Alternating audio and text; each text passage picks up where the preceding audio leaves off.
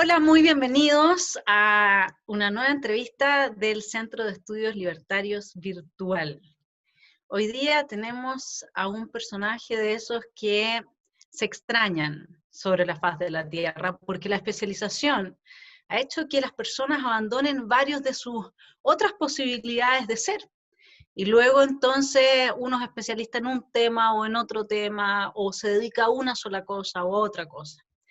Lo magnífico de la libertad, y cuando se la entiende además como la experiencia vital, es que nos permite ser muchos de esos seres que somos y que si no se mueren de hambre, porque si no hacemos algo para que estén vivos, entonces no los nutrimos y finalmente mueren de inanición. Estamos hoy día con un hombre que es peruano, escritor, vicepresidente de Red Liberal América Latina, presidente del Instituto de Estudios de la Acción Humana, especialista en administración pública, tributación y cooperación internacional.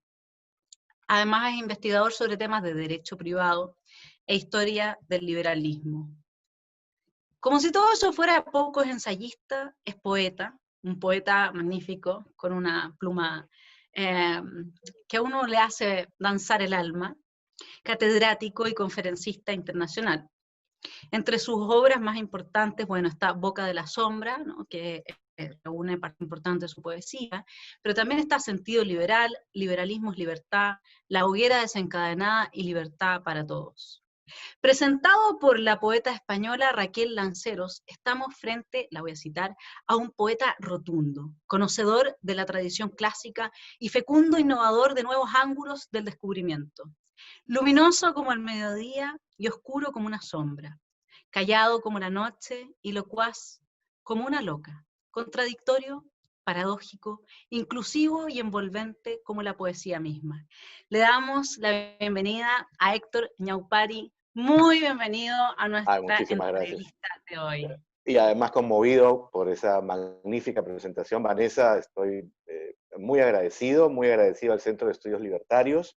Yo estuve con ellos hace un par de años, en 2018, hicimos una serie de conferencias por todo el sur de Chile, llegamos hasta Punta Arenas, toda la zona de Magallanes, toda la zona Antártida de Chile, la zona magallánica de Chile, así que yo tengo pues el mejor de los recuerdos, la mayor gratitud hacia Fernando Sagredo y todo el equipo, y sobre todo pues, por la generosa invitación, el desafío que representa para mí poder ser entrevistado por tu persona, tu maravillosa inteligencia, he estado siguiéndote constantemente y bueno, como se dice, listo para poder conversar sobre estos acuciantes temas de las realidades latinoamericanas, la democracia y, en fin, aquello que pudiese ser interesante para nuestros televidentes o teleescuchas en las redes sociales.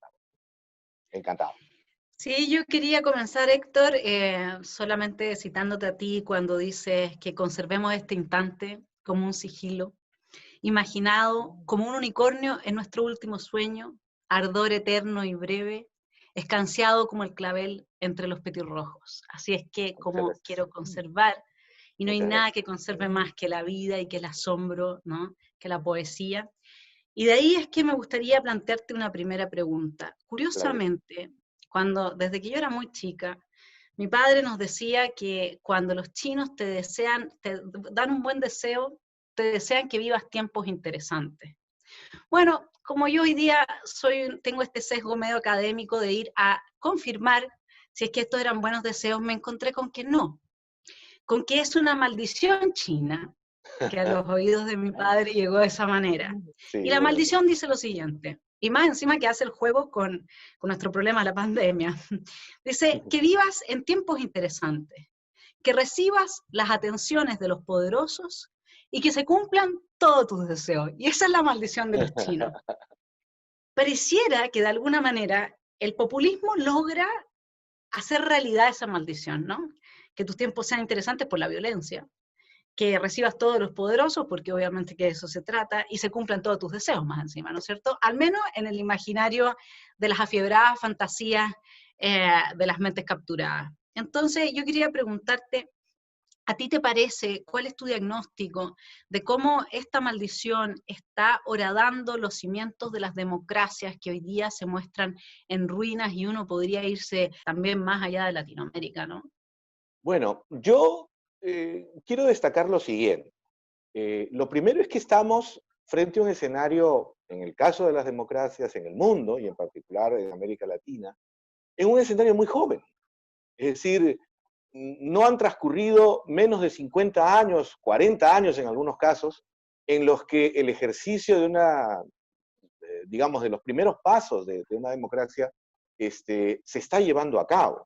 Es decir, en general, los seres humanos, si lo miramos desde la perspectiva de la historia y en particular de la historia de los chinos hay que mirarlos para seguir sobre la paráfrasis de esta cultura, un comportamiento casi milenario, ¿no? Habría que vivir uno 1000 o 2000 años para entender el comportamiento de los chinos a lo largo de este devenir histórico, ¿no?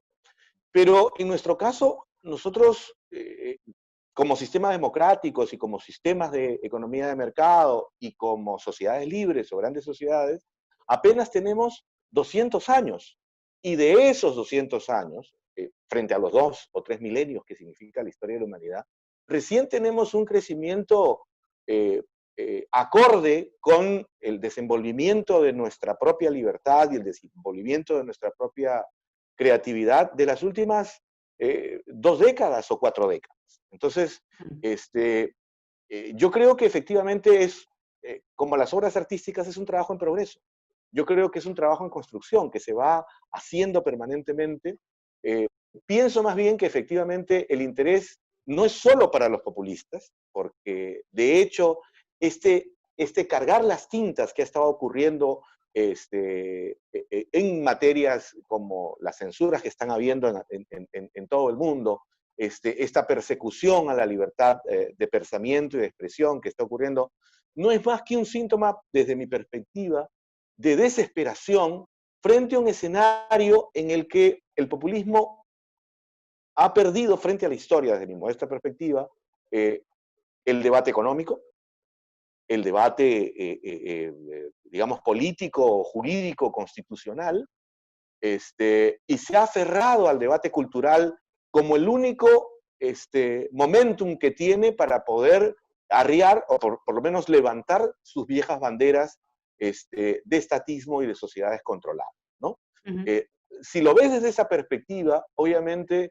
la libertad, como decía Constant, es una libertad en su ejercicio completamente moderno, completamente nuevo. Hacia 1900, ninguna sociedad en la Tierra podía decir que tenía una democracia con libertades individuales y con accesos para mayorías y minorías en el ejercicio del voto. Uh -huh. Hoy ese panorama se ha invertido a un porcentaje que va en alrededor de un 50%.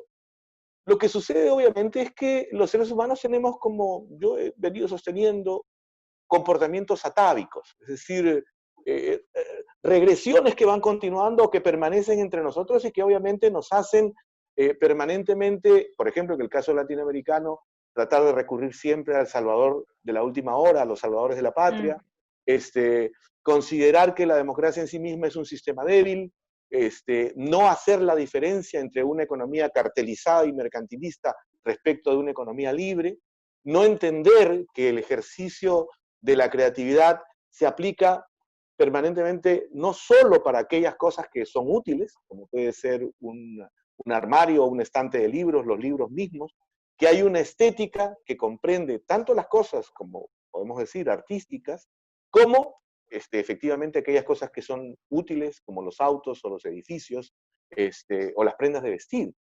Y que todo eso, como señalaba Bastiat en alguna oportunidad, es de un comportamiento armónico.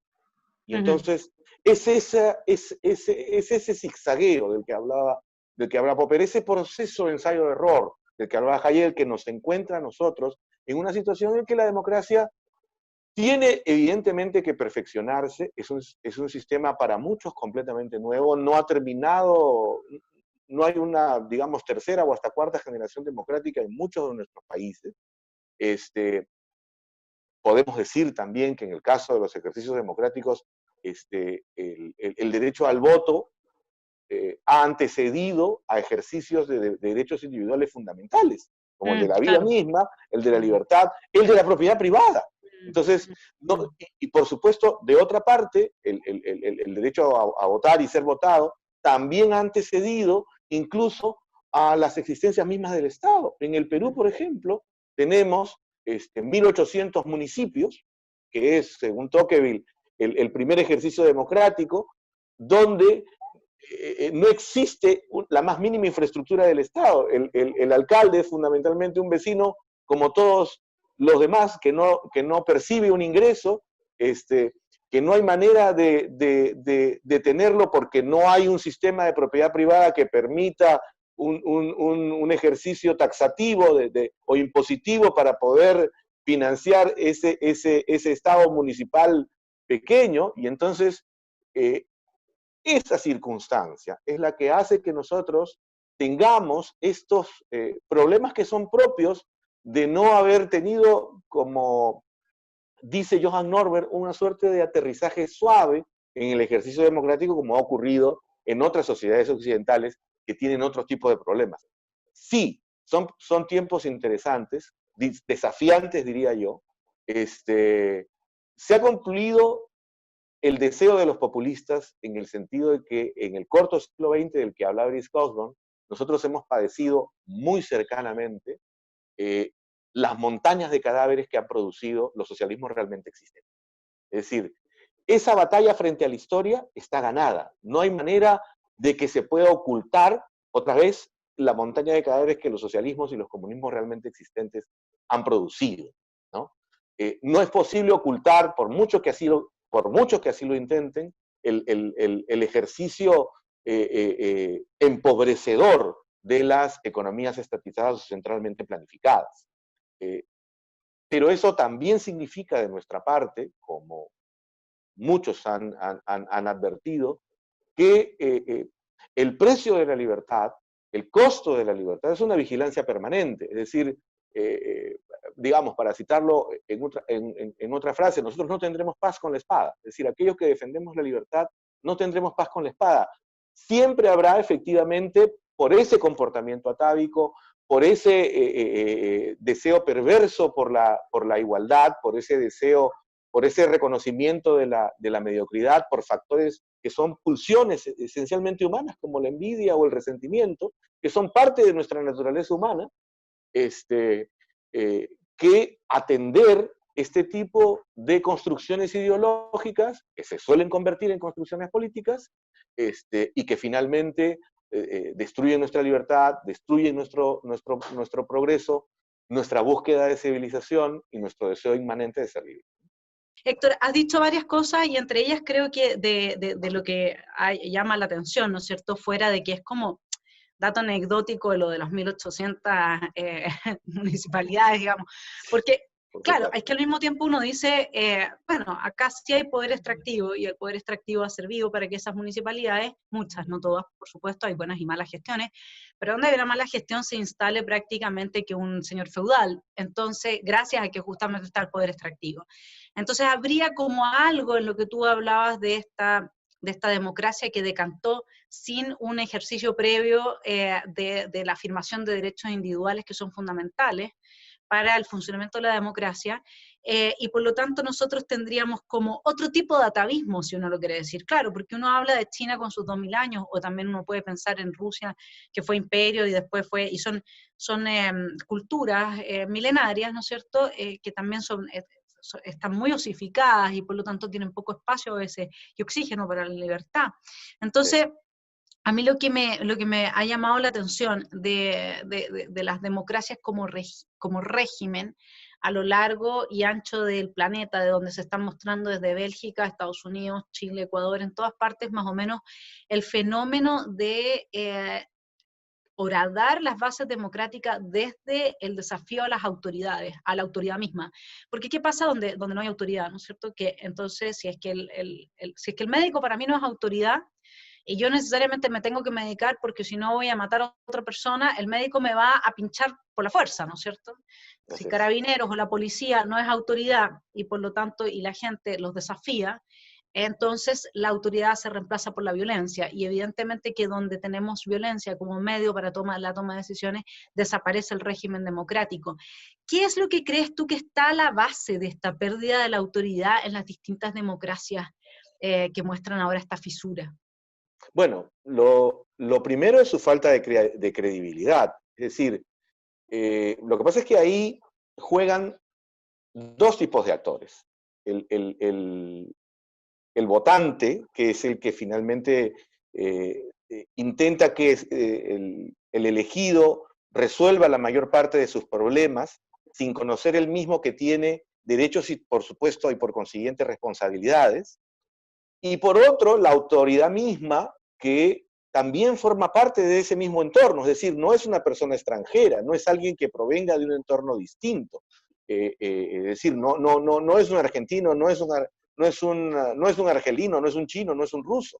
Es decir, es una persona que, como sus propios votantes, tendría o proviene de esa misma tradición cultural e histórica, y por supuesto comete también tropelías y corrupciones, como lo haría cualquier otro de los ciudadanos que es elegido por esta persona. Entonces, por una parte, a lo que nosotros asistimos es a una crisis de credibilidad, a no entender que la democracia efectivamente es de una circunstancia episódica, es decir, tiene un elemento único, que es una transferencia pacífica del poder, pero que correlativamente a ella hay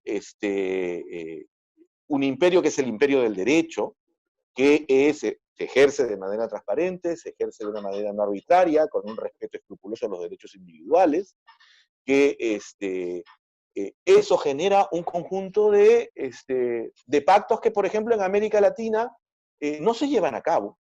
Es decir, y desde un punto de vista estrictamente liberal, te estoy diciendo, ¿no? Por ejemplo, en el Perú, creo que también en el Chile, el acto de la mayoría de edad es un acto meramente administrativo. A uno le entregan un carnet. No hay un juramento ante la Constitución, que es como, por ejemplo, se adquiere la ciudadanía en Estados Unidos. No hay una reivindicación de un pacto esencial que tiene el individuo, que reconoce sus derechos, que determina a partir de sus derechos y sus libertades, sus deberes y obligaciones, y que por lo tanto tiene efectivamente la posibilidad de establecer una relación desafiante con la autoridad, sí y solo si ésta viola o agrede sus derechos. Y que en realidad es a partir de esa interacción entre el elector y el elegido, cómo es que esa democracia se va haciendo en el camino. En la medida en que ese desconocimiento, aunado a la falta de credibilidad natural que tienen los políticos al prometer cosas que no van a cumplir, al no querer someterse a mecanismos de transparencia, al no establecer canales ex ante y ex post para evitar la corrupción, es que efectivamente tenemos la anarquía y la anomia. La anarquía y la anomia son resultados fundamentalmente del hartazgo respecto a promesas que no son cumplidas, mecanismos que no son, acciones que no son transparentes, corrupción mondilironda, que es aprovechado por quienes efectivamente, para quienes este sistema les resulta perjudicial, que son en lo esencial las fuerzas de la izquierda. Es decir, fuera de las fuerzas de izquierda, todos los comportamientos en general de las sociedades, puedes llamar conservadores, socialdemócratas, liberales, libertarios, en fin, tienden a, con sus matices, tener un comportamiento pacífico y tener un respeto fundamental por los derechos en tanto los conozcan. Pero en el caso de las fuerzas de izquierda, a mi modo de ver, hay un intento permanente de sabotaje a la democracia. De un sabotaje que puede ser como el agua que horada la piedra, o de un intento efectivamente de tomar el cielo por asalto, como lo que hemos visto en Chile el año pasado, ¿no? Y eso se debe efectivamente a que nunca se han reconocido en el juego democrático. El juego democrático ha sido más bien para ellos una táctica o estrategia para tomar el poder y no desembarazarse de él. Y ese es un comportamiento que ha tenido la izquierda desde su nacimiento o desde su origen político, ¿no? Cualesquiera que sea esa magnitud, tiene al frente un conjunto de personas que con distintos matices están aprendiendo a convivir en democracia. Y este aprendizaje, como todo, es doloroso, requiere, como se dice, diversos tipos de entrenamiento, requiere diversos tipos de pactos, requiere diversos tipos de ejercicio, y ese espacio no se va a llenar únicamente simplemente dejando a las personas a su propio quehacer, ¿no? O sea, ahí hay una tarea inmanente y permanente de quienes, por ejemplo, defendemos la libertad, de establecer una suerte de educación cívica efectivamente orientada a defender los principios de una sociedad libre. Es decir, el ser humano no puede ser finalmente dejado sin tener esa dotación de conocimiento.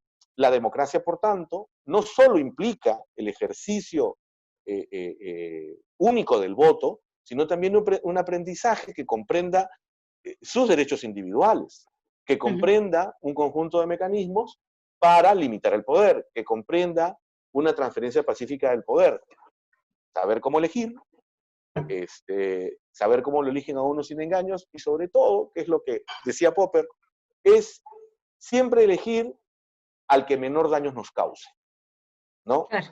No es de ninguna manera que gobierne el mejor, o que gobierne el más sabio, o que gobierne aquel que va a ser un señor de horca y cuchillo, ¿no? Como decimos en el Perú, sino más bien aquel que produzca menos daño en la sociedad, ¿no? Porque desde esa perspectiva, por ejemplo, Popper y muchos otros, siempre sostuvieron que en realidad, si lo vemos de una perspectiva pesimista, vamos a ponerlo así, casi schopenhaueriana, el ser humano tiene dentro de su corazón y dentro de su alma, pues una bestia que está siempre ansiosa de salir, ¿no? Que siempre está dispuesto a romper y a dañarlo todo, empezando por sus otros prójimos. Y entonces lo que hace la civilización, el Estado de Derecho, los derechos individuales, los principios y valores morales que dimanan la sociedad libre, el trabajo duro, la creatividad, etcétera, es hacer de este salvaje un ser civil, ¿no? Y por eso las disputas por el poder ya no son dos ejércitos enfrentados destripándose uno a otro, ahora es un ejercicio fundamentalmente pacífico donde, ojalá más con menos, ¿no? La sangre no corra, ¿no? Donde esa transferencia es pacífica, donde hay un derecho que se respeta, donde hay un mecanismo de transparente de ejercicio del poder, donde se rinden cuentas. Eso del lado del gobernante, pero también del gobernado implica un conjunto de tareas que no se detienen exclusivamente en el voto, ni terminan ni empiezan en él. Es decir, es el deber de informarse, es el de saber por quién se va a votar, es el de participar, ¿no? Tocqueville, en su maravilloso libro La democracia en América, y en los otros libros también que escribió, siempre puntualizaba o cargaba las tintas en el conjunto de deberes y responsabilidades que el ciudadano tenía para poder preservar su propia libertad, es decir, el ejercicio de la libertad, la sobrevivencia de la libertad, depende de que el ser humano tenga muy claro que no puede existir libertad sin responsabilidad, como George Bernard Shaw decía, ¿no? Bueno, hablaste de varias cosas. Primero, lo que me encantaría, antes de entrar en Tocqueville, es Sí. cuando tú hablas de esta bestia que en el fondo a través del proceso civilizatorio va de alguna forma reconduciendo sus fuerzas hacia un mejor convivir con los demás y consigo mismo. Y luego también tenemos una visión, digamos, en que pareciera que hay una cierta fuerza, un tánatos, una necesidad de liberación de lo civilizatorio, ¿no? Ahí he estado trabajando la diferencia, después lo quiero profundizar contigo, a Claro. partir del deseo, entre el deseo que además mueve mucho a los poetas, ¿no? Desde el deseo también cómo surge el deseo de la destrucción, cómo se nutre también, y cómo el de la autodestrucción. Y ahí tengo dos, me gustaría que entráramos hacia esas dimensiones psíquicas, primero desde el caso que fue muy impactante para mí del suicidio de Alan García, digamos, y a ver Sí. un poco cuál es tu lectura de ese caso, y después entrar a cómo ver a esa bestia con ese deseo también de autodestrucción y de destrucción vinculado a la liberación. Pero partir con el caso de Alan García, que fue, la verdad es que cuando yo estudié mucho tiempo, digamos, la actualidad en Perú y la historia en Perú y sobre todo política y uno lo veía en su primer gobierno, ¿no es cierto?, que era esta serpiente encantadora, en que Así es. seductora, de un carisma que uno decía, Sí. wow, qué increíble este hombre. Y luego verlo con toda esta otra situación que sucedió y su trágico final, no creo que sean muchos los presidentes latinoamericanos que han tomado esa decisión, y menos aún cuando es una decisión que al revés en el caso chileno con Salvador Allende, no los deja en la posición de ser carne para el bronce, como él decía que quería hacer. Yo seré Así carne para el es. bronce, ya tenía pensado hace mucho rato que un suicidio de ese tipo lo iba a dejar en todas las plazas, esquinas y monumentos que existieran, ¿no? ¿Qué pasó con Alan García? Bueno, yo creo que es parte, hombre, de su psicología profunda, ¿no? Yo he leído lo que él ha llamado sus metamemorias. Ujú, Eh, García hay que entenderlo para empezar en su relación paterno-filial, ¿no? Él no conoce a su padre porque el padre de García estuvo preso en un famoso penal que se llamó el Sexto, los primeros años de la vida de García. Entonces él, muy pequeño y muy niño, iba a ver a su padre en prisión, ¿no? ujú, ujú. Entonces, y tanto el padre como la madre de García, pero sobre todo la madre de García, eran fieles seguidores de Víctor Raúl Haya de la Torre y del APRA. Entonces, es sobre todo la madre la que le inculca a él toda esta pasión y esta alegoría de este partido político que ha sido el partido político del Perú, el partido político del siglo XX, por mucho que sus adversarios, tanto de la derecha como de la izquierda, no lo reconozcan así, que es el Partido Aprista Peruano, ¿no? Luego está efectivamente un rasgo, digamos, de su propia personalidad. Él siempre se ha tenido, como tú muy bien has dicho, como una figura histórica superlativa, ¿no? Entonces, las salidas de ese tipo de figuras no son, desde esa perspectiva, el paso probioso por una prisión, ¿no? Ujú. Entonces, en diversas oportunidades, él había manifestado su intención de quitarse la vida. Es decir, digamos, ya no era o sea, digamos, amigos, en fin, su secretario privado, etcétera, ¿no? Este, Primero, porque efectivamente, como señaló muy bien Enrique Gersi en una oportunidad, con Alan García se termina el siglo XX en el Perú. Es decir, esta impronta de estos políticos que lo son de raza pura, que son efectivamente unos políticos que están hechos para la política, que han nacido para ella y que no saben hacer otra cosa, ¿no? Mm. Acaba con él. De hecho, los políticos que seguirán en el futuro tendrán otro cariz y otra impronta, pero no necesariamente de las que representan los grandes políticos del siglo XX, como Alfonso Barrantes desde la izquierda, como desde Acción Popular, el dos veces presidente Fernando Belaúnde Terry, como el propio La García.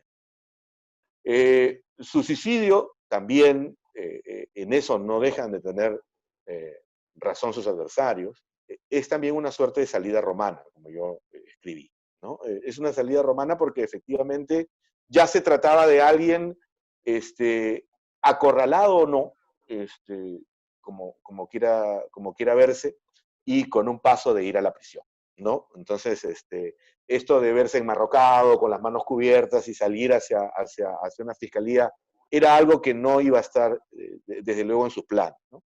Revela también, efectivamente, la profunda ignorancia de sus persecutores. Es decir, no hay manera de entender un suicidio político de esa naturaleza si uno no atisba desde un momento cuál es el tipo de personalidad hacia la que están, digamos, inquiriendo o hacia la que están recurriendo ante los tribunales. Ahora bien, eh, ¿qué significa esto desde desde el punto de vista para el Perú? Lo que podemos hacer es ver cómo han ocurrido otros procesos similares en otros países y en la historia del mundo, ¿no? Estos procesos, por lo general, se llevan por completo el escenario político del país Ujú, donde esto acontece. Es decir, ujú, ujú, ujú. hay un recambio que efectivamente se produce por fuerza debido al hecho concomitante, que es en este caso el suicidio de García, ¿no? Y es un hecho que afecta a todo el sector político sin distinción de naturaleza ideológica o procedencia política o cualesquiera. El escenario político del Perú en los próximos años va a cambiar, de hecho está cambiando por completo. El nivel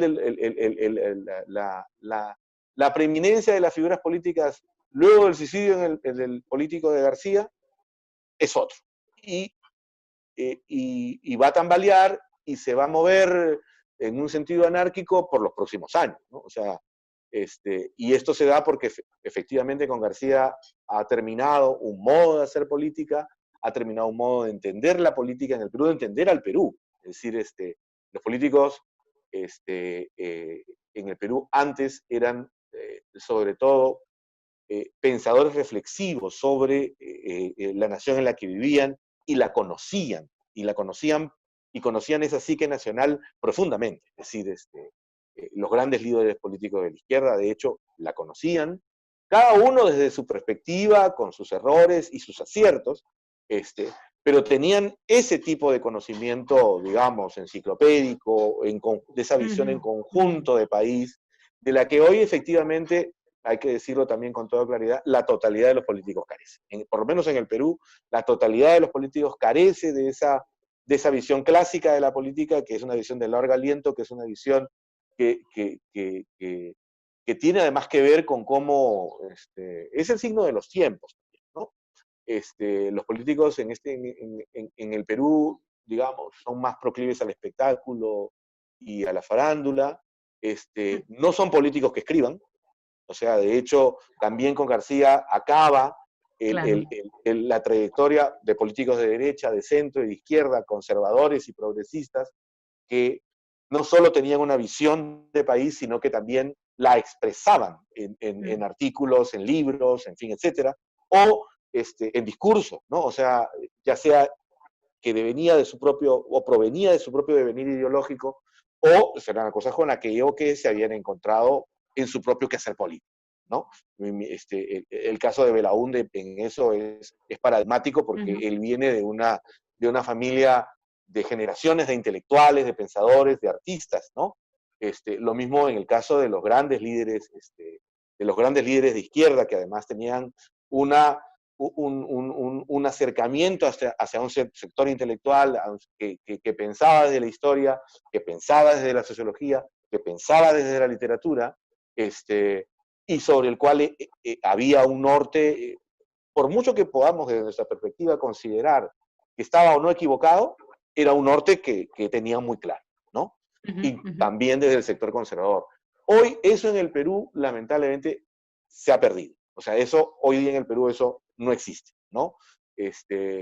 Son más bien lo que ha dado paso a esta suerte de descabezamiento de un modo de entender la política en el Perú, ha dado paso en esta primera oleada de políticos que han surgido a fundamentalmente autoridades municipales que encuentran, o regionales, que encuentran, debido a esa desestructuración que se ha ido produciendo, y hay que decirlo también, de la cual García es uno de los principales responsables, tanto al interior de su partido como dentro del propio sistema político peruano. Es decir, el hecho de que nosotros hoy día no tengamos una élite política en el Perú con esas características, tiene que ver no solo con el descrédito de los políticos en general y en particular, sino también con su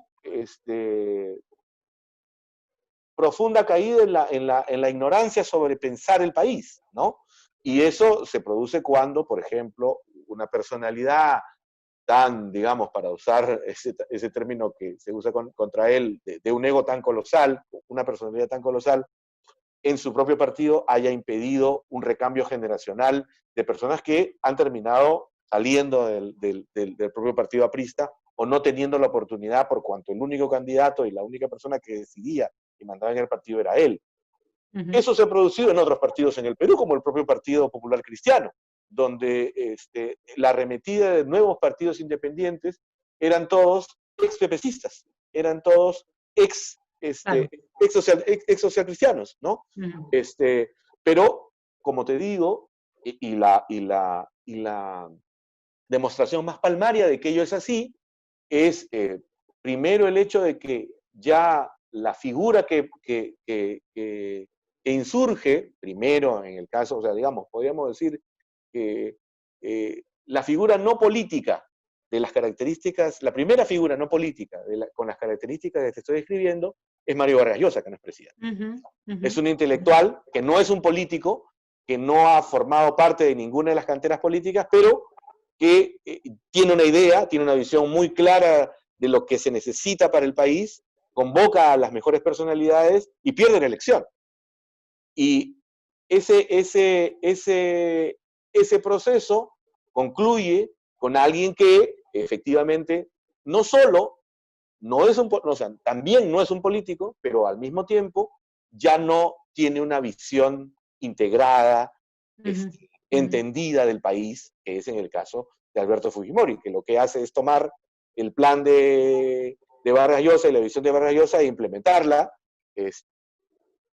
activos más y activos menos, y lo que sigue a continuación es un conjunto de gente que tiene un conjunto de presidentes, congresistas, autoridades regionales, que tienen una visión muy cortoplacista, ¿no? Que tienen un sentido democrático muy de corto plazo, que fundan partidos que se fundan exclusivamente para el proceso electoral al que van a postular y que luego desaparecen por completo, ¿no? Donde, por ende, además, como te digo, esta reacción, esta actitud política de García con su propio partido, resquebraja por completo todo el sistema democrático en su conjunto, ¿no? Por supuesto, la izquierda en el Perú tiene todavía peores problemas, ¿no? Es decir, para serte sincero, la última figura intelectual de la izquierda peruana es el líder terrorista Abimael Guzmán. O sea, desde esa perspectiva, no hay, que es además un intelectual, un profesor de filosofía y un líder político absolutamente sanguinario, ¿no? Entonces, todos los sectores políticos en el Perú carecen de capital espiritual. Es decir, hay una carestía absoluta de ese capital espiritual. Es decir, la izquierda, ¿quién va a invocar en cuanto al referente político más cercano que pueda tener? A Abimael Guzmán, porque el anterior es Mariátegui. Yo el otro día recordaba, por ejemplo, que si el grado de decrepitud y de decadencia de la izquierda en el Perú se observa cuando sus referentes son Abimael Guzmán, o Abel Gilbonio, o cualquiera de estos líderes que nacen de estos procesos subversivos, en lugar de Alfonso Barrantes. Alfonso Barrantes fue el único político peruano de la izquierda, izquierdista el mismo, procedente de la cantera del APRA, que al mismo tiempo es el único que unifica políticamente a la izquierda. Es el único que gana una elección, que es la elección municipal en la alcaldía de Lima, bajo la bandera de la Izquierda Unida. Y es muy sintomático en el Perú que durante 2 generaciones de izquierda posteriores a Alfonso Barrantes, nadie, ningún sector de la izquierda haya invocado su figura. Es sintomático como, por ejemplo, la única figura referente del socialcristianismo en el Perú sea el doctor Luis Bedoya Reyes, que está próximo a cumplir 101 años, y es el único político vivo de esa generación, y después, o sea, la política en estos casos en el Perú, lo que ha ocurrido también, además de esta insurgencia, como te decía, de Vizcarra y de autoridades regionales sin norte, sin visión de país, con una visión fundamentalmente regional y localista, es también el hecho de que la política en el país se haya vuelto dinástica, por esta situación completamente atávica de desmoronamiento de la estructura política como alguien que es un líder político que se nutre en el fragor de la lucha política y que es un partido que cambia generacionalmente. Aquí el cambio es un cambio dinástico. Lo que estamos asistiendo es a la hija de Alberto Fujimori, a los hijos de Bedoya Reyes, al hijo menor de Alan García.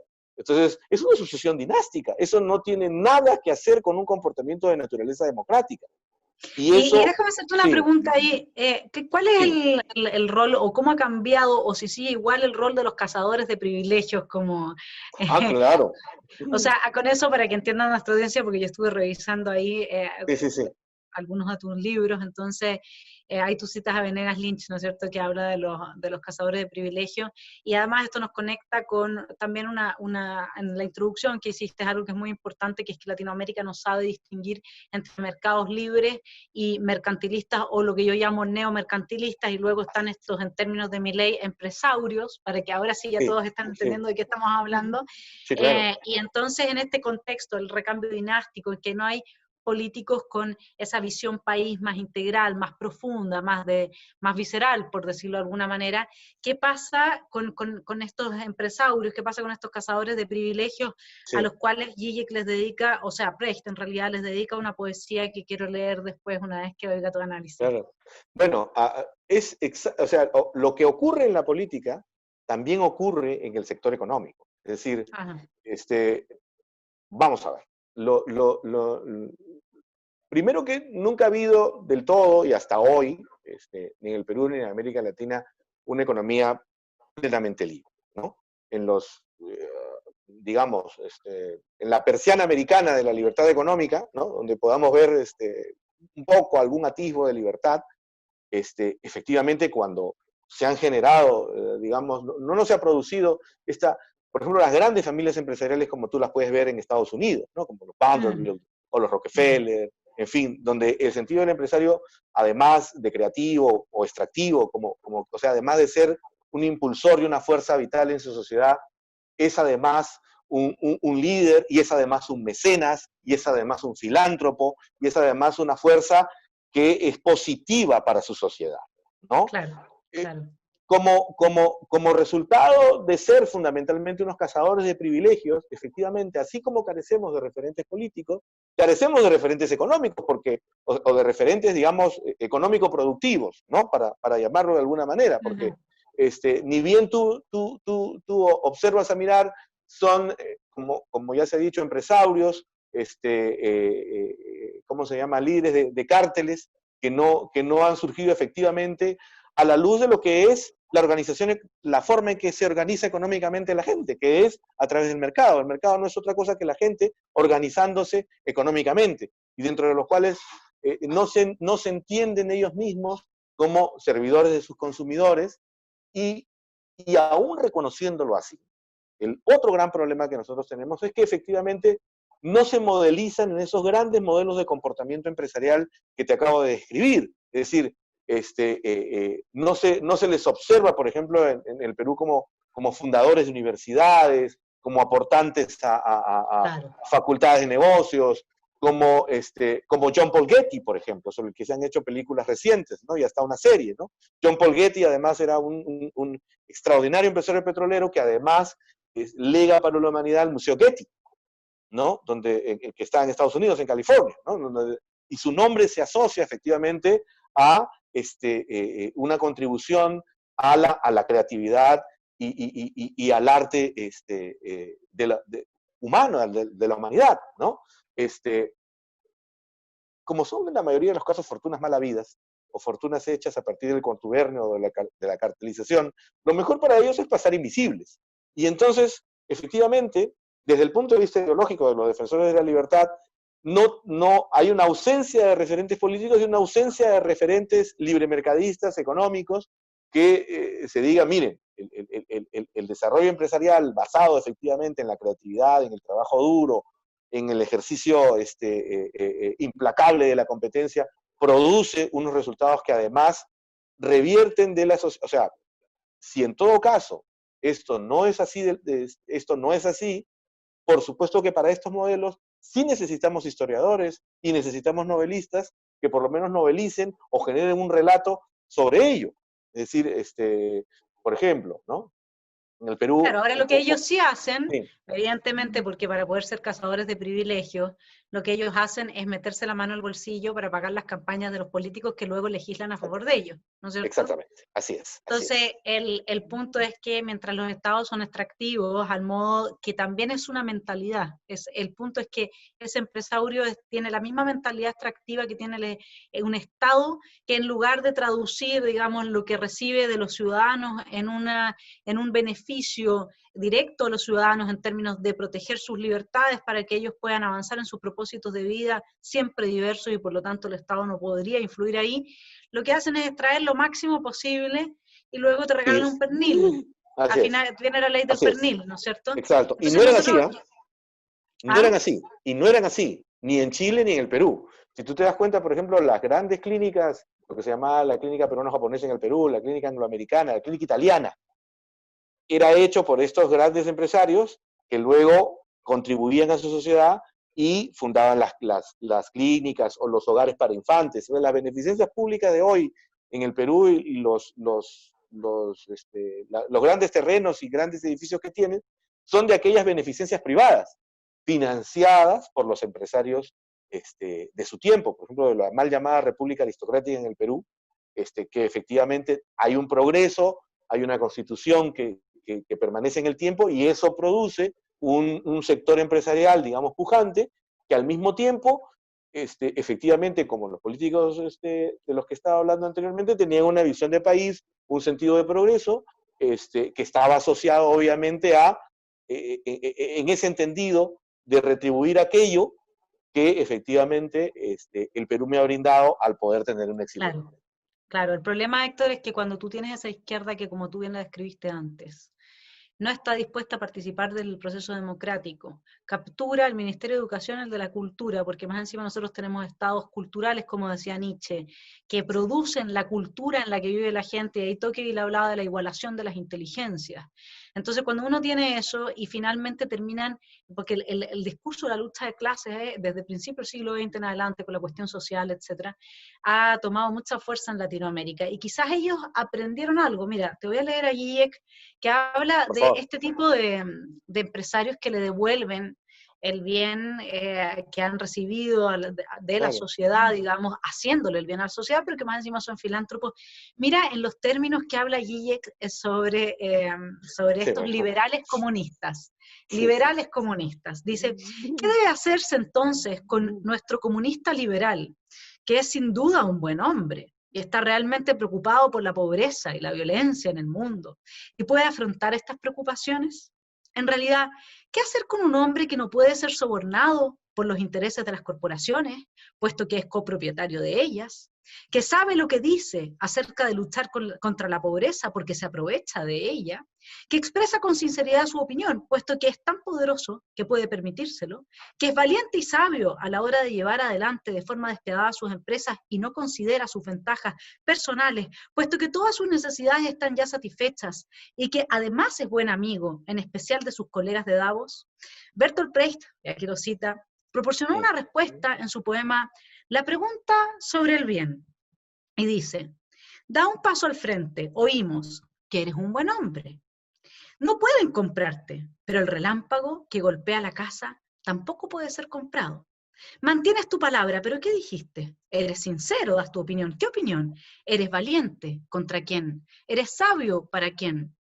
No persigues tu beneficio personal. ¿Qué persigues entonces? ¿Eres un buen amigo? ¿Eres también un buen amigo de la gente buena? Escúchanos. Sabemos que eres nuestro enemigo.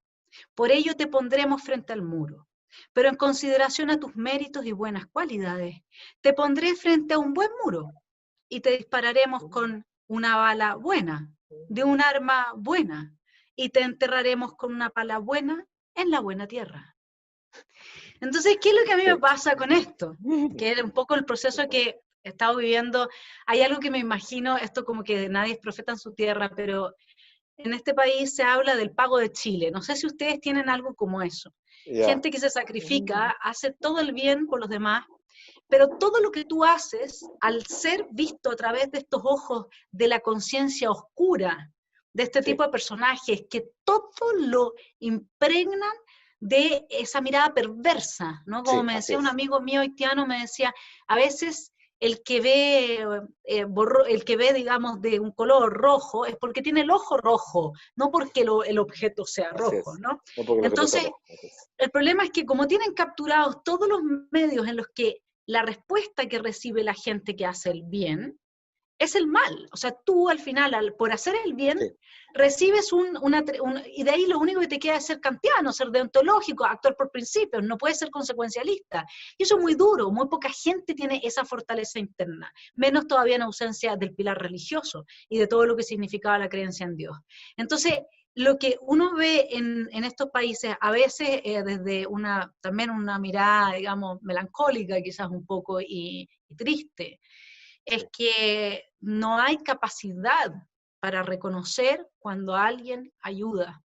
Y por lo tanto, las personas, en lugar de darse a la ayuda, se recogen y se guardan en su egoísmo para no recibir ese tipo de respuesta, porque no sé qué opinas tú, aquí quizás te estoy llevando a un plano más psicológico, pero Está bien.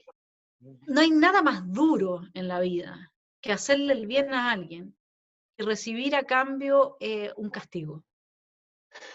Sí, lo que sucede, como dices muy bien tú, es que eso no es para todos los espíritus. Es decir, hay que tener una fortaleza interna basado en el hecho de, como dice la sabiduría popular, hay que hacer el bien sin mirar a quién, ¿no? Y que finalmente eso, por supuesto, tiene una impronta cristiana y una impronta moral, ¿no? De la máxima de que hay que amar a nuestros enemigos y orar por aquellos que nos persiguen, ¿no? Este, por supuesto que tiene una impronta psicológica profunda, ¿no? Que tiene que ver con la naturaleza humana. Es decir, así como efectivamente hay personas que son, digamos, competitivas y fuertes moralmente y que tienen lo que llamaban los ingleses la decencia moral, ¿no? O sea, saben perfectamente que uno tiene que ser dueño de sí mismo, dueño de su libertad y respetar al prójimo, ¿no? Que es básicamente de lo que estamos hablando, ¿no? El liberalismo en eso es el ejercicio más sensato o invoca el ejercicio más sensato del ser humano, ¿no? El respeto por uno mismo y el respeto por el prójimo. Y esa interacción, como dice Benito Juárez, genera la paz. Es decir, ese respeto que empieza por uno mismo y ese reconocimiento en el otro es lo que genera, en efecto, todo lo que vemos. Pero lamentablemente, también hay seres humanos que, por distintas razones, están movidas por el odio, movidas por la envidia y movidas por el resentimiento. Eh, Han habido filósofos, historiadores, Marx el primero de ellos, que parado sobre esa parte más perversa de nuestra naturaleza humana, construye un modelo de interpretación de las cosas que es acorde y satisfactorio con esos propios deseos que son parte de nuestra naturaleza humana, porque nadie está libre de sentir envidia respecto del otro, o de resentirse por el daño que le hagan a uno, ¿no? O de tener un apetito de venganza, ¿no? O sea, aquellos que están efectivamente movidos por la venganza desde el Conde de Montecristo, ¿no? O sea, tienen también ese móvil y esa motivación, ¿no? Yo creo, desde la perspectiva de la libertad, que si hay una crítica que debemos hacer nosotros a nosotros mismos, como defensores de las ideas de la libertad, de la civilización y del comportamiento pacífico de las personas, es de reconocer esa naturaleza humana. Entonces nosotros nos hemos Uh -huh, uh -huh, evitado ese debate. uh Y es -huh, un debate que nosotros tenemos que hacer uh -huh. para hacer que efectivamente el ejercicio de una sociedad libre nazca, florezca y se consolide, ¿no? Debemos entender, por ejemplo, o leer, por ejemplo, con mucho mayor detenimiento a Adam Smith y su teoría de los sentimientos morales. Debemos leer más a Streck y su teoría sobre la envidia. O sea, debemos efectivamente entender que al ser todos seres humanos, compartimos esa misma naturaleza humana. Que no por el hecho de defender la libertad vayamos a estar exentos de cometer errores, de sentir envidias, recelos y suspicacias por los otros o entre nosotros en nuestros propios planos, ¿no? Y que efectivamente hay un componente psicológico profundo, hay un componente de psicología individual profundo, ¿no? Eh, Víctor Frank, que es uno de los psicólogos más interesantes, hablaba del hombre en búsqueda del sentido, ¿no? de la búsqueda de sentido, ¿no? Y él decía una cosa muy interesante, que al frente de la Estatua de la Libertad debería haber la Estatua de la Responsabilidad, ¿no? Que ambas cosas son absolutamente esenciales y que forman parte de nuestro psique, ¿no? Y entonces, si Mises tenía razón en el sentido, en su sentido materialista y kantiano de decir, bueno, lo que busca el hombre es la mejora de su situación presente, ¿no? Ese actuar, evidentemente, solo puede ejercerse en un campo que está determinado, más que determinado, que está encauzado por la libertad responsable, o por la responsabilidad dispuesta por la libertad, ¿no? Entonces, no sé. Sí, no sé ahí si hay con una eso... cosa que he estado trabajando y que quería conversar contigo. Claro que sí. A mí me gusta mucho leer, digamos, también a la gente que inspira a la izquierda, ¿no? Que inspira, como le llamabas tú, a esta unificación de los odios. Sí. Me encantó esa frase que usaste ahí, cómo unifican los odios. En vez de proletarios del mundo unidos, esto es odiadores del la mundo unidos, unificación. así es. Y eso es lo que se usa como punta de lanza política. Entonces, una cosa en la que me estaba metiendo un libro muy interesante que se llama El Anti-Edipo, y que es de Deleuze, de otro autor más ahora que se me va, pero lo interesante de acá es que se habla del deseo, ¿no? ¿Y qué es lo que dicen estos dos autores? Ya se me va el nombre del otro autor. Dicen que lo que tiene el problema de que nuestra matriz cultural tiene tres formas en las que se transforma en una matriz cultural paranoica o esquizofrénica. Esquizofrénica cuando es un flujo completo, paranoica cuando el flujo está absolutamente osificado como si fuera un totalitarismo, y paranoica como en el río heraclitiano, pero yo me imagino que sin cauce, porque tendría que ser así. Sí. Un tsunami. Es una muy mala metáfora que se usa mucho cuando el río tiene cauces, digamos, y la vida no puede no fluir, ¿no es cierto? Entonces, el flujo es lo que más a ellos les importa. Entonces, ellos, ¿qué es lo que dicen? Dicen, miren, por ejemplo, tenemos el tema de Freud. Freud, ¿qué es lo que hace? Libera la libido, pero para dejarla inmersa en el mundo de la familia, la heterosexualidad y la reproducción. La liberación, en realidad, de la libido, como lo está viendo esta gente, es una liberación de todo tipo de ataduras, es decir, incluye pedofilia e incesto. Ya. ¿Ok? Sí. Y por lo tanto, hay que destruir ese núcleo familiar en el que se establecen estas reglas que reprimen la libido, para poder liberar este flujo de energías y evitar que el niño aprenda a reprimirse de modo que deje de ser un actor fundamental del capitalismo en tanto actor productivo. ¿Por qué? Porque el capitalismo sería otra fuerza, es que por eso me encanta leer a esta gente, porque es totalmente desquiciada, pero influye, tiene una influencia muchísimo. impresionante. Sí. El capitalismo tendría, tendría una situación similar. Por un lado, te abre el apetito frente a todas las cosas, ¿sí? Porque obviamente que están pensándolo en el consumo, ¿no? Y luego, por otro lado, te obliga a reprimirte a través de la capitalización y el ahorro. Y eso sería una represión, ¿sí? Entonces, eso habría que liberarlo también, porque tendría que ser, Hannah Arendt se estaría quedando en este momento, se le estarían cayendo los ojos, los dientes, todo, porque esto del flujo del consumo completo, en que no se trata ni siquiera que tú poseas la propiedad de tu casa, sino que tú la habites de modo que tú consumes eso y luego no queda nada, no hay ni una herencia, no hay ninguna acumulación, no hay absolutamente nada. Hay gente que de economía no sabe nada, porque si tú no acumulas, luego tampoco tienes, digamos, un respirador para salvar a la gente del coronavirus. O sea, es así de simple. Pero hay gente que no sabe estas cosas. Y sin embargo, esto ha entrado, desde mi punto de vista, en un juego instintivo, esa bestia de la que hablábamos antes, que a través del proceso civilizatorio acepta determinadas reglas de la convivencia común y que debiese experimentar el autorrespeto. Pero ahí hay un punto en el que tú decías que había que trabajar, que para mí también es fundamental, y de hecho yo tenía la pregunta aquí para ti, pero me la respondiste. La pregunta era, ¿cuánto de psicología le falta al liberalismo? Así, tal cual, ¿no? Y ya me la respondiste. Porque, ¿qué es lo que pasa con el autorrespeto? Nietzsche dice, te lo voy a citar de su libro Aurora, dice, espérate, déjame que tengo aquí la cita mal puesta. Sí, claro. Bueno, dice que hay una, a ver, déjame que lo encuentro el tiro. Sí, acá dice, nosotros los hombres somos las únicas criaturas que cuando se malogran, se echan a perder, el Se odio, llama la verdad. rabia, la envidia, la educación, la igualación de las inteligencias, etcétera, pueden borrarse como se borra una frase malograda. Lo hagamos en honor a la humanidad o por compasión con ella, o por disgusto con nosotros mismos.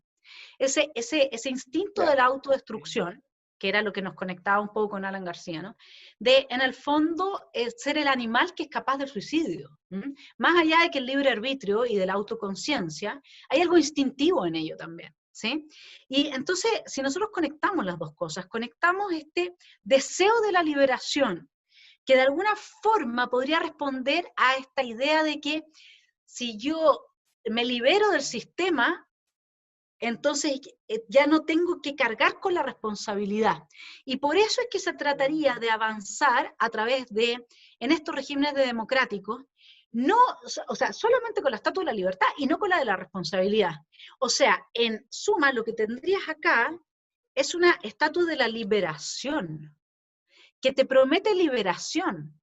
¿Te das No cuenta? Porque libertad. si yo estoy en la liberación Claro. del sistema, en la liberación de mí mismo, lo que yo hago es dejar de reprimirme, es darle espacio absoluto a la expresión de mi deseo de que se cumpla la fantasía redistributiva, mi deseo de que el que yo odio, digamos, le vaya mal, aunque eso me perjudique, no me importa, Sí, porque así cuando, es. ¿qué es lo que han hecho estos maniqueos, no? Que es, yo voy a destruir a esta clase alta porque me ha oprimido, eso lo meten en la mente del pueblo, y aunque del pueblo no me gusta esa categoría de los ciudadanos, y Sí. aunque eh, de ellos se siga una destrucción de todas mis libertades, vale la pena la Vale la satisfacción pena. que voy a tener de verlos Sí, destruidos. O sea, es un sí, deseo nuevamente. Es un sí, juego con el deseo.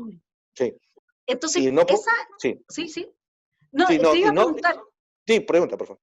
¿cómo trabaja el liberalismo o desde dónde puede trabajar el liberalismo ese ese autorrespeto que es en realidad el único fundamento que un individuo puede tener para decir, no, yo me aprecio lo suficiente como para no envidiarte. Yo me respeto lo suficiente como para no vivir desde el odio. Que no sea irnos a, yo también siempre, bueno, hice mi tesis de filosofía, la hice en Jesús y en Nietzsche, así que, digamos, a mí me gustan los contrastes también, Claro, pero claro. para no ir al para no ir al No era mensaje de Jesús, cristianismo. O sea, digamos. claro, así es. A ver, varios planos de respuesta. Efectivamente, le hace muchísima falta a psiquiatras y psicólogos al liberalismo que han intelectualizado y verbalizado el tema, ¿no?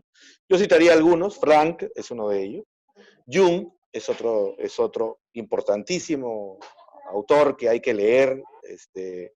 En general, los opositores a Freud, Sí, porque el mecanismo, el pensamiento freudiano, junto con el marxismo, ha producido gran parte de esta literatura deconstruccionista, o por lo menos es una de las causantes de todo este deconstruccionismo y relativismo en el que estamos nosotros ahorita inmersos, que produce efectivamente esta suerte de neoinquisición de la que Axel ha escrito brillantemente en su más reciente libro. Hay que leer Smith, o sea, hay que leer y hacer tesis sobre su teoría de los sentimientos morales, porque muchas de las cosas, sobre todo también a sus lecciones de jurisprudencia, ¿no? En ambos casos dice que hasta la peor persona es capaz de hacer el bien, que hasta el delincuente que más curtido, dice en sus lecciones de jurisprudencia Adam Smith, ama a su madre y cuida a sus hijos, ¿no? Por ejemplo, en las grandes biografías de la mafia, Luque y Luciano, Al Capone, eran todos devotos cuidadores de sus madres, ¿no? O sea, salían a matar a personas en la calle y a golpearlas en la cabeza hasta matarlas, y regresaban y daban de comer a sus madres y las llevaban al parque, y en fin, etcétera. Entonces, prueba la tesis de Smith de que efectivamente hay un mecanismo innato, aquello que se llama la empatía y la simpatía. Hay que leer a Hayek en el orden sensorial, y hay un autor, un psiquiatra americano, judío americano, que es Thomas Haas, ¿no? ya. Que efectivamente desarrolla, hay un trabajo muy importante de él sobre el mito de la enfermedad mental. No sé si lo has escuchado, yo No. recomiendo mucho ese libro. Él Uh-huh. tiene también un libro sobre el suicidio, que él lo llama Ah, la tú lo libertad citaste en tu, fatal. sí, sí, sí, tú lo Así citaste en tu es, la libertad artículo sobre fatal, Robin Williams. Sí, sobre Robert sí, Williams. sí, Así sí, es, ¿no? Porque, por sí. ejemplo, en el caso de Williams, ¿no? No hay nada más difícil para el ser humano que hacer reír. O sea, cualquiera puede ser un intérprete en un drama o una tragedia, pero una comedia es absolutamente difícil, ¿no? Y Sass decía pues que el suicidio, siguiendo a Camus también, era la última libertad que le quedaba al ser humano, ¿no? ¿Qué es lo que pasa? Lo que ocurre es que en esa búsqueda permanente de liberación, de ser dueños de nuestros propios destinos, de trabajar para efectivamente ser dueños de nuestros destinos. O sea, eso simplemente no se verbaliza de esa manera, sino que hay que, y como decía Ayn Rand muchas veces, y que forma parte de una pauta importante de su filosofía objetivista, desde pensar hay un esfuerzo. Es decir, no todos los seres humanos pensamos. Cuando estamos prácticamente con un encefalograma plano y seguimos nuestras propias pulsiones, no estamos ejerciendo una reflexión sobre ella, ¿no es cierto? La diferencia que hay entre el erotismo y la pornografía es sutil como una hoja de papel, como una hoja de papel chino, pero que hay una diferencia, existe, ¿no? Y esto se lleva efectivamente a esta mala interpretación de las reglas en oposición, que tú has mencionado, ¿no? Lo que dicen estos socialistas es que en general el ser humano y el capitalismo en cuanto sistema que se ejerce y se desarrolla, nos pone las reglas en oposición, ¿no? Nos dice, mira, pero no toques. Toca, pero no toques demasiado, ¿no? Prueba, pero no tragues. Y claro, es que eso está visualizado desde su propio resentimiento, está visualizado desde su propio odio y está visualizado desde su propia envidia. Porque no es que las reglas sean en oposición, lo que pasa es que hay un avance permanente sobre ejercicios que son, por decirte, innatos en el ser humano, el sentirse eufóricos, el divertirse, el efectivamente estar en un estado de plenitud o de satisfacción sexual, para ponerlo y eso tiene un crecimiento Y también que tiene, no se agota en el un momento de agotamiento, de porque si agotamiento, no, así es. eso es lo que Y, pasa. Entonces no es y que sea en entonces, oposición, sino que es un no, ciclo.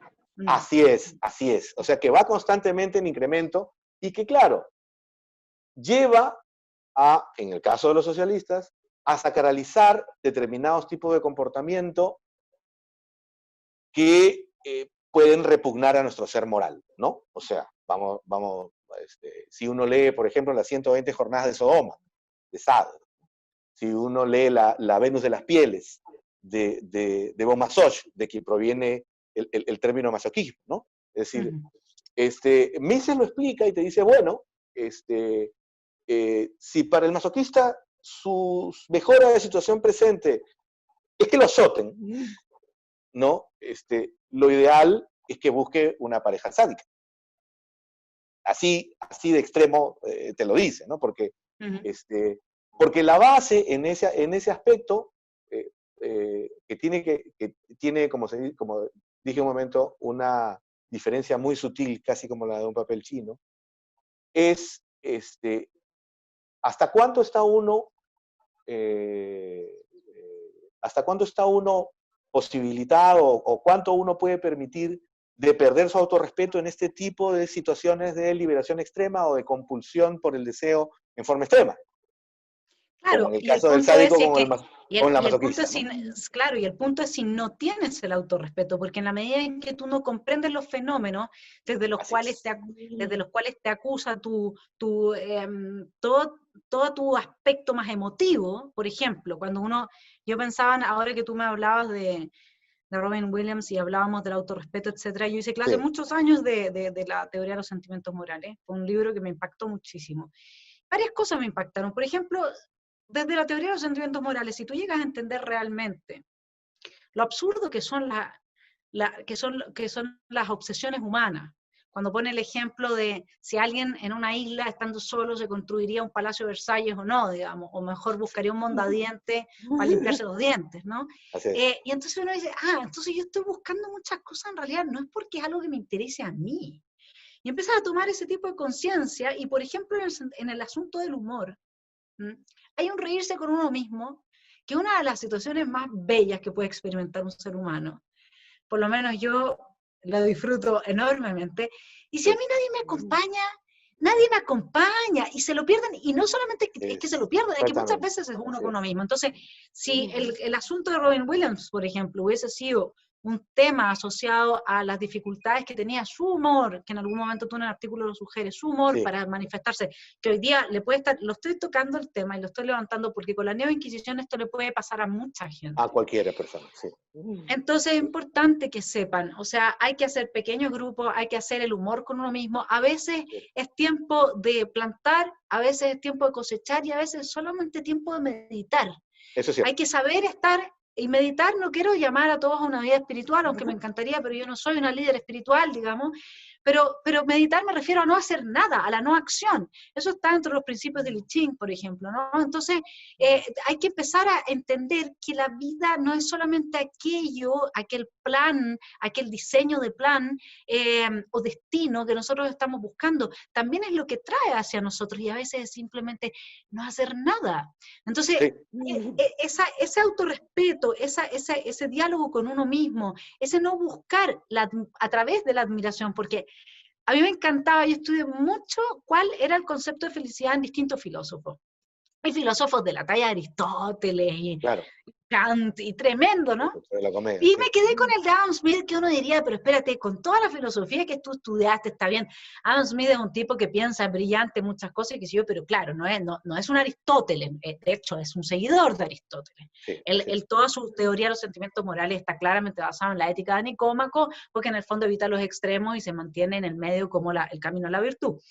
Entonces, yo cuando leí el concepto de felicidad de Adam Smith, y dice algo así como, feliz es aquel que es querido por aquellos a quienes ama y que sabe merecer ese cariño.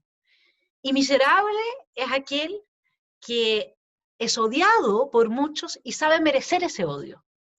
En el fondo, ese merecimiento es el resultado de un diálogo con uno mismo, no de lo que te está diciendo el otro si merece o no merece. Es como la poesía del hombre frente al espejo, ¿no? Ahí al final es uno el que habla. Claro, es uno el que habla con uno mismo. Y el otro aspecto que también creo que Smith en este momento, para si alguien lo quiere, de los que nos oiga, quiere trabajarlo en sus tesis de máster, de pregrado o más allá, digamos, el otro aspecto que es fundamental y que también me impactó muchísimo del libro de Smith, es la exigencia de que si yo estoy afectada por una pasión, tenga que moderar esa expresión para pedirle al otro que no está afectado por esa pasión, que me acompañe y simpatice conmigo. Porque si yo exagero frente a algo, el otro no va a comprender qué es lo que me está pasando. Y eso con la política de las ofensas ahora, ¿no? Que todo me ofende, que la microviolencia, que sobrereacciono y me instalo como el neoinquisidor del otro, porque ahí eran dos aspectos que se me ocurrían con Smith, pero te has dado cuenta, yo no sé qué piensas tú de esto, mi querido Héctor, que hay un deseo en el ser humano de ser juez, tú que sabes de derecho, pero ser juez en el sentido moral. Yo creo que es una de las pulsiones, ya ni siquiera es un deseo, es una pulsión que tiene el ser humano de apuntar al otro con el dedo, ¿no? Y tirarle la primera piedra. Claro, precisamente para que no nos la tiren a nosotros. O sea,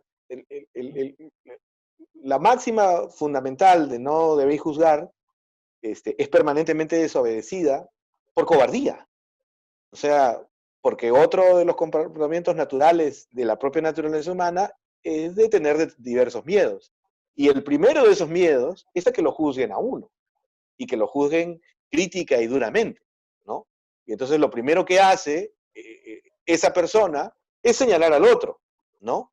Toda la civilización del espectáculo de la que habla Mario Vargas Llosa, toda esta civilización, toda esta cultura reality, ¿no? Todos estos procesos judiciales que aparecen televisivos, donde hay esta señora, esta jueza que habla respecto a un caso u otro, etcétera, es parte del mismo esquema del ser humano de querer juzgar al otro para que no sea juzgado uno mismo. O sea, en realidad es un mecanismo de supervivencia, y el acto de sobrevivir o de supervivir individualmente es uno de los comportamientos más permanentes del ser humano. Y entonces, así como tendemos hacia la autosupervivencia, hay una suerte de autosupervivencia moral, una suerte Ujú, que implica el hecho de ujú. que yo tengo que juzgar al otro y señalar sus defectos directamente para evitar que ese juicio se vierta sobre mí. Y con Y eso yo entonces, exculpo. Además, si yo soy juez de un pecado tuyo, luego es porque yo no así tengo es, ese pecado. Claro, sí, exacto, o porque nadie me lo ha señalado. sí, sí. Claro, Ahora, para ir cerrando, Héctor, a claro. la luz de este nuevo escenario, digamos, que tú has descrito, en que hay un cambio profundo en términos del tipo de política que se está haciendo en esta situación de democracias que están en ruina, de alguna forma, como que hubiese una feudalización, ¿no? Como que volviéramos a lo feudal con estos pequeños señores Sí. que tienen un poquito de poder en las alcaldías, en esto, lo otro, partidos que son... a la luz de todo este nuevo escenario de este siglo XXI que comienza y que tiene rasgos fascistas muy importantes también, Sí. ¿ha cambiado tu idea sobre el liberalismo que Latinoamérica necesita? ¿Se ha modificado en algo? ¿Se le han agregado cosas? ¿Se ha puesto un énfasis en algunos aspectos, en otros? Sí, yo creo primero en lo fundamental que debemos tener un conocimiento de nuestra psicología profunda. O sea, yo creo que simplemente identificar esto como unas relaciones de ley de oferta y demanda y de simplemente Sí. dejar que esto fluya libremente y entonces, si nosotros no tenemos mecanismos personales, individuales, de autocontrol, de autocomportamiento, este mínimo catálogo de autodefensa, de decencia moral del que te había hablado hace un momento, ese es un río que fluye sin cauce. Y el cauce, para empezar, es fundamentalmente personal. Es esa reflexión con uno mismo de la que hablabas hace un momento con Smith. Se aplica para el humor, pero se aplica también para cada etapa del comportamiento humano, cuando uno crea, cuando uno está en búsqueda de ese sentido, cuando quiere saber qué cosa va a ser de su vida, cuando no quiere caer en el vacío. Entonces, hay que incorporar elementos que son esenciales de nuestra naturaleza humana, la filosofía de la libertad. ¿Ah? Mm, mm. ¿Por qué es importante hacerlo? Porque es la única manera de consolidar en el tiempo y de enfrentarlos. Y lo otro, que es que la libertad no se va a defender sola. A la libertad hay que cuidarla como se cuida a un niño enfermo, ¿no? Sí. Así es, porque es frágil. O sea, yo lo que, digamos, de lo que pensaba cuando era un chico de 20 años y era un liberal radical en el círculo de von Mises, ahora es que la libertad es permanentemente frágil. Nosotros estamos, como dicen los poetas, viviendo el sueño de otra persona. La libertad es un sueño que yo tuve. O sea, así de frágil es. Cuando los padres fundadores de la Revolución Americana hablaban de esto, ellos decían, esto probablemente no dure a nosotros mismos. Entonces, porque está premunido de los sentimientos de autodestrucción, de los mecanismos más atávicos, oscuros, sombríos del ser humano, y probablemente no dure. La libertad es así de frágil. O sea, y en cualquier el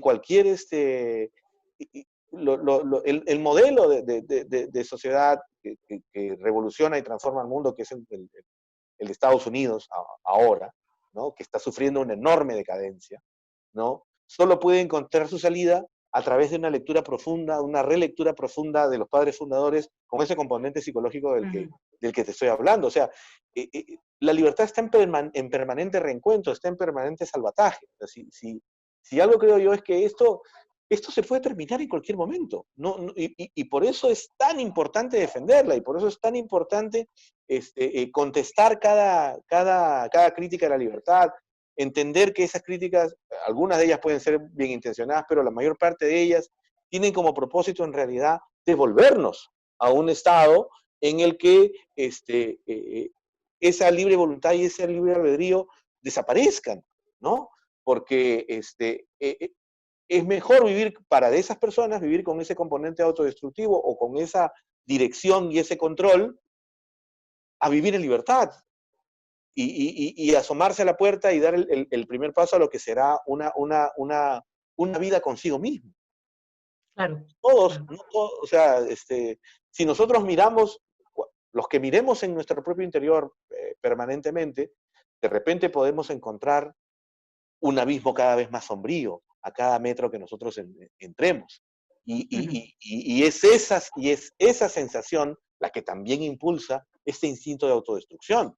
Es permanente. Lo que debemos entender desde el punto, o sea, lo que yo he podido entender a partir de las grandes obras de los pensadores liberales, es que efectivamente no debemos descuidar ese componente porque finalmente es el origen de todas las cosas, ¿no? O sea, ese resentimiento, esa envidia, ese apetito por la mediocridad o ese apetito por la autodestrucción, motivan estas filosofías políticas. O sea, Absolutamente. Marx no podría haber construido ese sistema si él mismo no fuese una persona en permanente conflicto consigo mismo, en búsqueda de la destrucción de su sociedad, etcétera.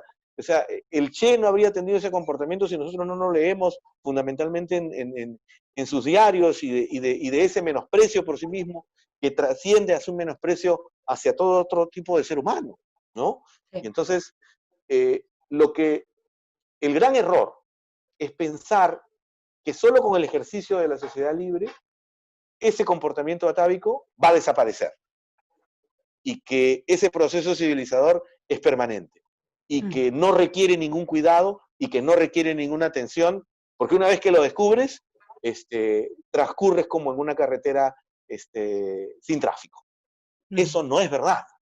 Eso no es verdad. La admonición y la advertencia que yo estoy haciendo ahora, como tú me preguntas qué es lo que habría que añadir, es esa advertencia fundamental de la enorme fragilidad de este sistema. O sea, Alemania en los 30 era la nación más avanzada de la Tierra. Los mejores científicos, las mejores óperas, los mejores premios Nobel, las calles mejor construidas. Viena era la Atenas entre fines del siglo XIX y principios del siglo XX. Todos los pensamientos de avanzada, todas las vanguardias literarias, todos los artistas de mayor proyección estaban ahí. Y 2 años después, la insurgencia se acabó todo. Entonces, esto se puede acabar mañana. Por eso es que es tan importante defenderlo. Primero, por un sentido de realidad. El que nosotros nos podamos comunicar ahora, el que podamos ver que nos puedan atender con vacunas, que se haya aumentado por 10 veces nuestra proyección de vida y nuestra calidad de vida, que hoy día puede haber cirugías a corazón abierto, que hoy día se puedan curar las miopías, que hoy día se puedan todo eso puede desaparecer. Sí. Todo eso puede desaparecer mañana. Sí. Todo eso puede desaparecer mañana. Sí, sí, y pareciera que hay un proceso bastante intenso en esa dirección. Héctor, yo siempre termino las entrevistas dejando un tema para reencontrarme, o digamos, claro, he empezado a hacerlo, y contigo tengo muchos temas, así es que van a tener que haber varios reencuentros. Diría que en esto de lo que, feliz, en esto de lo que hablamos, me gustaría que fuéramos pensando juntos, cómo el derecho a asombrarme de mí mismo, como el derecho a tener mi propio pensamiento, como el derecho a expresar mi creatividad, ese grano de mostaza del que tú hablas, como el derecho, digamos, que yo me otorgo a mí mismo de apreciar lo que yo le doy al otro, ¿no? Puede venir en ese amor a sí mismo que hace al individuo que nosotros tanto amamos y respetamos, un individuo impermeable a las ideologías del odio y de la destrucción del mundo común. Así es que te dejo invitado para que trabajemos juntos eso. Claro que sí, claro que sí. Te agradezco muchísimo esta entrevista. Voy a terminar para nuestro público, que sé que nos acompaña con alegría en estas reflexiones profundas a las que hemos llegado, con una breve poesía de Héctor que quiero que la conozcan. Poética. ¿Puedes enumerar las cosas sedientas y febriles que contiene tu alma? Sosténlas levemente como lo haría con la enigmática corola de la gardenia o las menguantes sílabas que componen tu nombre. Si lo haces, vuelvo a repetir la pregunta inicial para que no se les vaya, ¿puedes enumerar las cosas sedientas y febriles que contiene tu alma? Si lo haces, dales la forma insurrecta del poema, la vertebrada columna de la escultura, el pálido alelí de la pintura, las notas irredentas de la sinfonía. Pero no tengas miedo si descubres que ellas existen, se revelan, marchan como una gran muchedumbre hacia ti. No temas si toman la crisálida forma de un caballo, el potro salvaje de la noche, o la del tigre de Bengala que alguna vez fue ejércitos. Y cabalga, cabalga en ellas hacia el oasis de tu corazón. Sigue la ruta súbita de tus arterias. Refléjate en los ojos de la fiera, para que llegues ebria al recóndito jardín de tus silencios. Gracias, Héctor. Ha Gracias, sido Vanessa. maravilloso conversar Igualmente. contigo Magnífico. ahora y también mientras te he descubierto y te he leído como este gran poeta y pensador que eres.